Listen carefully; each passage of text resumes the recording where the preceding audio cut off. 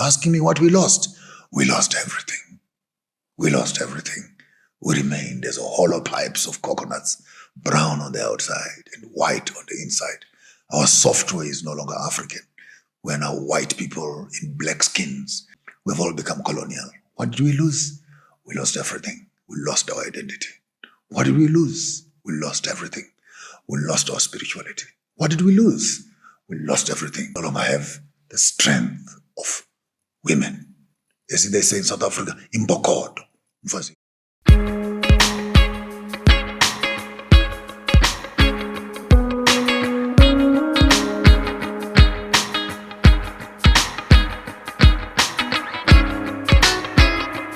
Welcome back on the channel. I'm your host Nati. Today we have Joshua Maponga. If you are new in the channel, don't forget to subscribe. Let's go. We already passed that bus stop because in the midst of colonization and disenfranchising of the African men, the conversion of kings into employees, the creation of the colonial system into labor, into workers, destroyed the very core which kept the families together. And hence, even if you look at all the wars in Africa, we're not fighting for democracy, madam. We're fighting for land. That's all. Full stop. We didn't go to war to come back with a book called democracy. We went to war because we wanted land. And it's amazing that even after independence, we still don't have land in our hands. So it went wrong when people lost, number one, their identity. Two, the estate and the community that gave them identity. Now we're living in towns as neighbors. Even if I can ask you right now, who lives across the road? Who lives that side? Who lives that side? Who lives on the east and who lives on the west? You'll be lucky if you can identify two of your neighbors. Even if you meet each other in the shops, you pass each other. The only day you know your neighbors is when there's a funeral here. And then the neighbors would also say, we see lots of cars there. What has happened? No, someone has passed away. In some cases, people have introduced each other during funerals like that. So we've lost sense of community, sense of camaraderie, where when there's a wedding and, of olden days, people pick up a kudu horn, in the whole community, and we know that there is beer that has been cooked on that side. Or we are being called to come to the palace to go and plow, or it's a call to go for war, or it's a call to go for harvesting, and etc. And when these horns are heard and drums are heard in the community, you don't need an invitation. That was our cell phone. That was our cell phone. The drum was our cell phone. Bink, bink, bink, bink. And the whole vibration in the community tells you there's something that is happening, gathers together. The hierarchies and places, each one takes their place. The drummers are over there, the dancers are over there, the mothers are over there, the fathers are over there, and we all celebrate together in the rhythm of the drum. There is African spirituality. For me, it was the center of knowledge, interaction, communication, and sharing. You're asking me what we lost?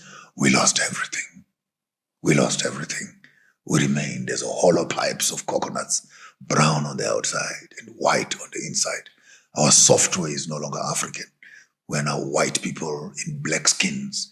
As Franz Fanon once said, black masks, we're just masks of black people. But then look at how we think and how we process our things. We've all become colonial. What did we lose? We lost everything. We lost our identity. What did we lose? We lost everything. We lost our spirituality. What did we lose?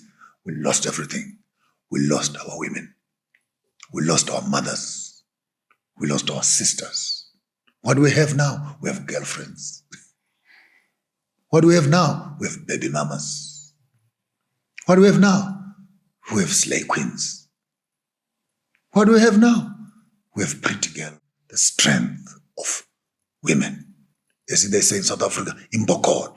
The strong stones where we could sharpen our spears on, and the stone itself never gets finished. That is the road. That's what they call the woman in South Africa, imbokod, that hard stone. You bring an axe and you wipe it on top of that thing, and you would finish up your axe, and the stone still remains here. That's the strength that we have lost in these artificial women that are now being born with long nails, They can't even wash their own panties, with long earrings.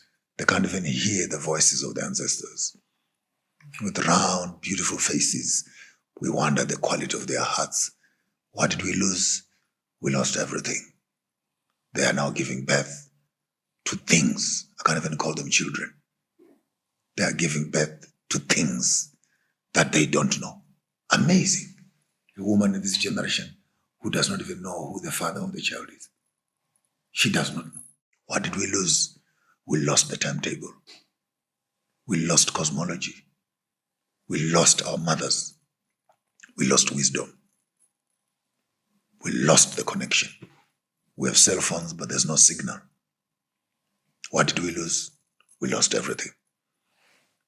How does culture go back to find itself? How does business go back to find itself? It's one big question of the migration of the mind. How and what do we do when we discover we've gone so far, and yet what is most important, we left it so far behind?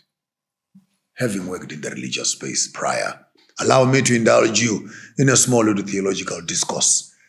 Mary, the mother of Jesus, and Joseph, they go to get counted in a city. The boy is 12 years old. They thought that he was in their midst. They saw the kids playing. They thought he was there. They ate the food. They slept. They walked. They slept. They ate this. And on the third day, Mary says, "No, man, I love the mother. My boy, I've not seen him. I can see other kids, but I'm not seeing my boy." Then she did an intentional investigation to look if the boy was amongst the rest of them. The story tells us he was not there. Now here is Mary and here is Joseph. The whole group of people they came with, their children can be accounted for, and they are going to continue their journey. I'm talking about Africans working together with other communities, the Indians, the Chinese, the white people, the Russians, Portuguese, the Italians. We've been working together. But as Africans, we need to ask ourselves, where is our child? Where is it? The painful part is that Mary and Joseph had to turn around and walk back for 3 days, back to Bethlehem. They looked for him everywhere. They finally found him in the temple. I'm not interested in making you a Christian, but I want you to pick up the story in its mythical form. There are times in life when you go so far in one direction, and one day you reach a moment where you discover that either I continue without it, but if it is important, I might as well stop right here. Retrace my steps, every step which led me this way. I need to move back that way. Collect that which is important. Maybe the journey will be better with that which I love next to me. How do we go back? It's an embarrassing statement to tell the Africans, go back to indigenous food. Go back to original hairstyles. Go back to indigenous governance. Go back to indigenous entertainment. Go back to rites of passages for young girls and young boys. Go back and find yourself. Go back there. It's embarrassing because the other nations seem to be. Yes, that was Joshua Maponga. If you enjoyed this video, don't forget to subscribe. See you on the next one. Let's go.